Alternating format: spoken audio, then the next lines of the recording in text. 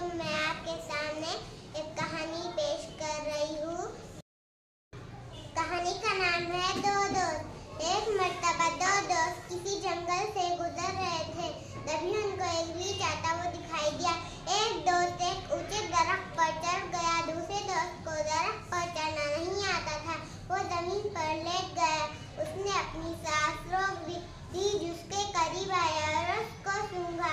मुर्दा समझकर वापस चला गया। पहला जो दोस्त था वो दरख्त से नीचे उतरा और दूसरे दोस्त को बोला, रीछ ने तुम्हारे कान में क्या बोला?